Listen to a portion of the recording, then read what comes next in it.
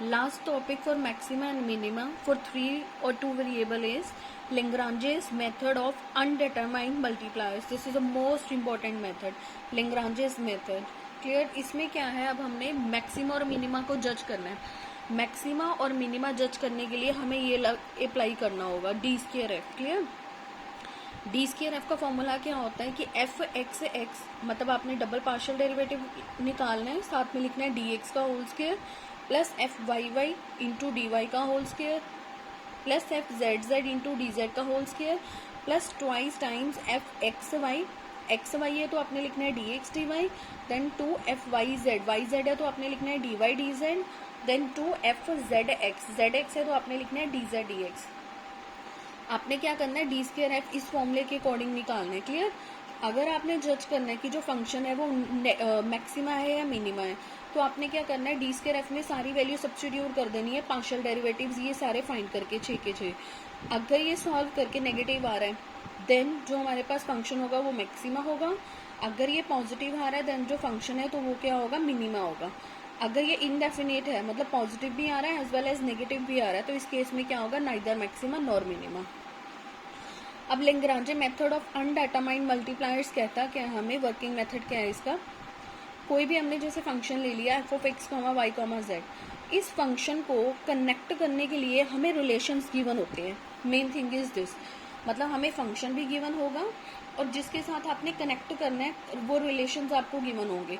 अब जैसे यहाँ पे 2 रिलेशन है, एग्जाम में 1 रिलेशन भी हो सकता है, 2 भी हो सकते हैं, 3 भी हो सकते हैं, सो उस अकॉर्डिंग आपने कॉन्सेप्ट अलग अलग लगाना है। जैसे यहाँ पे वर्किंग मेथड में मैंने 2 फंक्शंस लिया।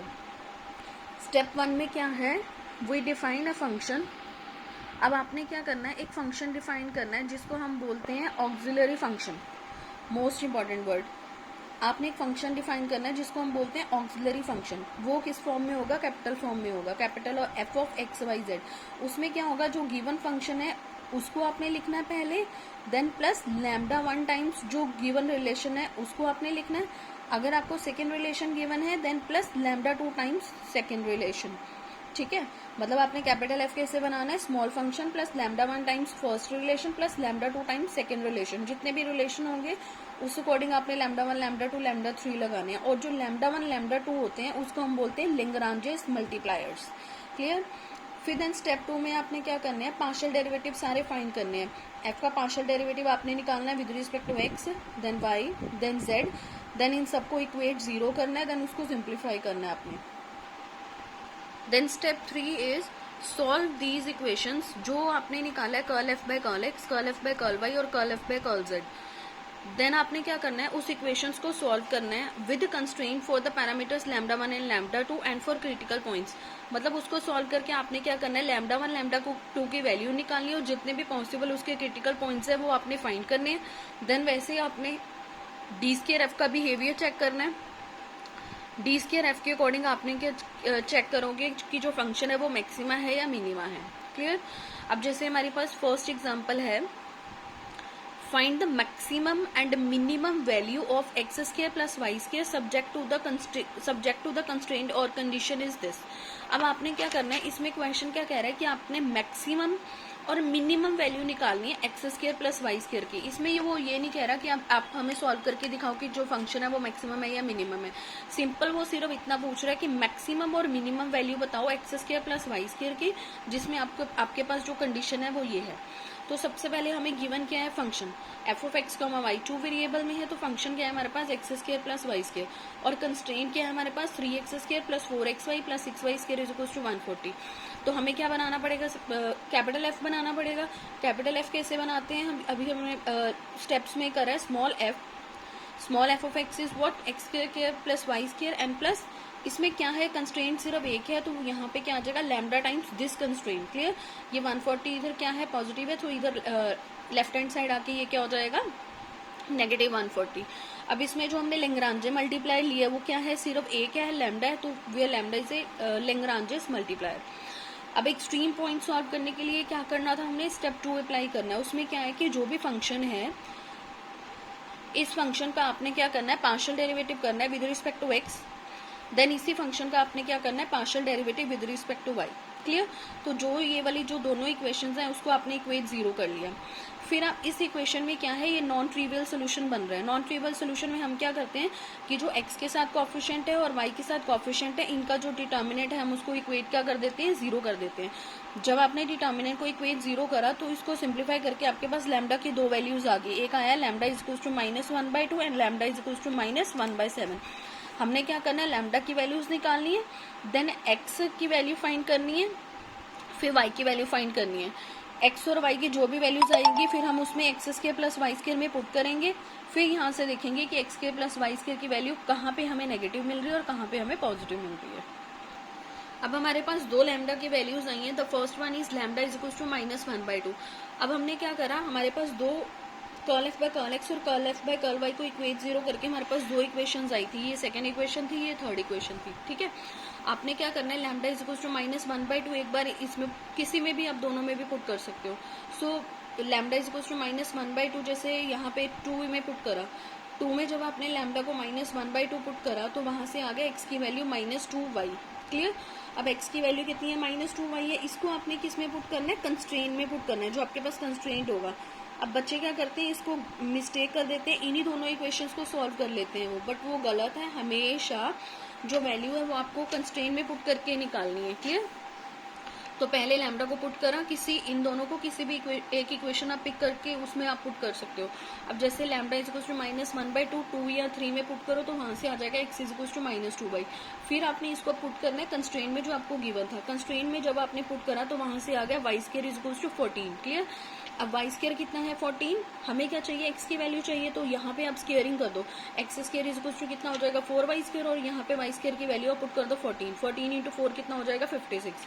अब हमें मैक्सिमम और मिनिमम किसकी वैल्यू निकालनी थी, x square plus Y square की।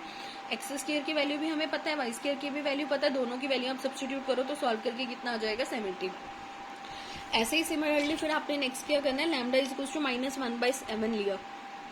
फिर वैसे ही आप 2 या 3 में पुट करो, वहां से आ जाएगा y is equal to 2x। Clear.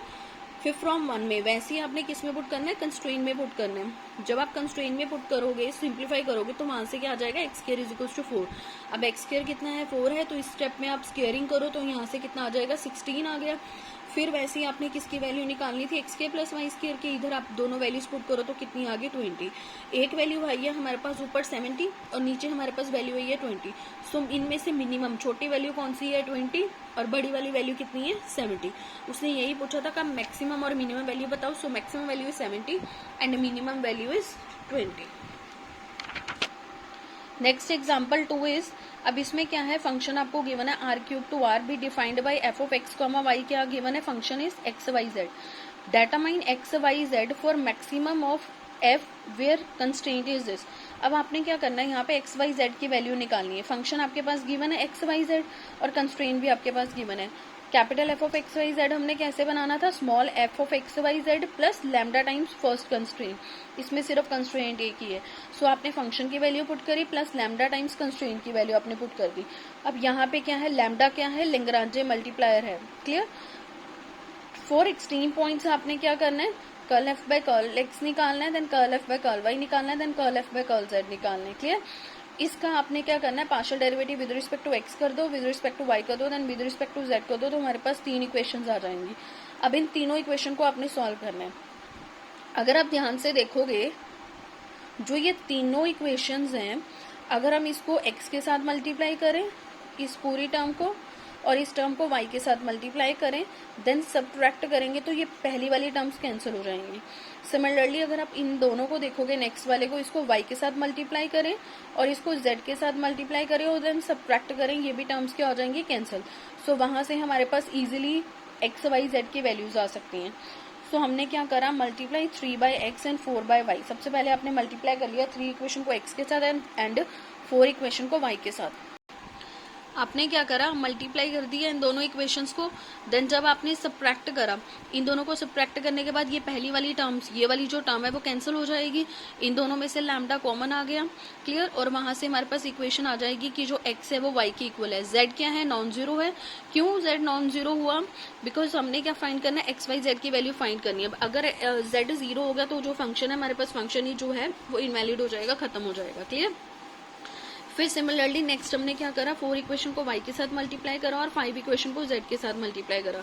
Multiply करने के बाद हमारे पास ये वाली जो 2 इक्वेशंस आ गई, देन सब्ट्रैक्ट करोगे, ये टर्म कैंसिल हो जाएगी, वहां से अगेन आपके पास क्या आ जाएगा, x नॉन जीरो हो जाएगा और y की वैल्यू कितनी आ जाएगी, यहाँ से 2z आ जाएगी, y is equal to 2z।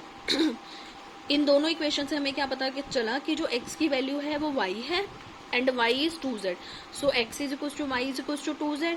आपने क्या करना है, इसको सब्स्टिट्यूट करना है 2 इक्वेशन में। 2 इक्वेशन कौन सी है, 2 इक्वेशन इज व्हाट, जो हमारे पास कंस्ट्रेंट है। क्लियर, कंस्ट्रेंट क्या है हमारे पास, ये वाला। अब मैंने आपको प्रीवियस क्वेश्चन में भी कहा था कि जब भी आपने वैल्यू सब्स्टिट्यूट करनी है वो किस में सब्स्टिट्यूट करनी है, कंस्ट्रेंट में। आपने क्या करा फिर x को y एंड y 2z, मतलब x को भी 2z पुट कर दिया और y को भी 2z पुट कर दिया सेकेंड इक्वेशन में, कंस्ट्रेंट में। सो कंस्ट्रेंट क्या आ जाएगा, सारा इन टर्म्स ऑफ z आ जाएगा। z की वैल्यू कितनी है, 3 है। उसने कहा था कि जो x y z की आपने वैल्यूज निकालनी है वो पॉजिटिव होनी चाहिए। क्लियर, सो यहाँ से आपने नेगेटिव वैल्यू रिजेक्ट कर दी, तो z कितना आ जाएगा, 3, as z is positive. Maximum value निकालनी है आपने, ठीक है। अब z की वैल्यू अगर 3 है, इफ z इज 3, आप 3 यहाँ पे पुट करोगे तो ये क्या हो जाएगा, x की वैल्यू भी 6 आ जाएगी और y भी 2z है, यहाँ पे भी 3 पुट करोगे, 3 × 2 क्या आ जाएगा 6, y भी कितना हो जाएगा 6। तो हमारे पास मैक्सिमम वैल्यूज क्या आ गई, x y z की, x आ गया 6 और y आ गया 6 और z आ गया 3। Thank you.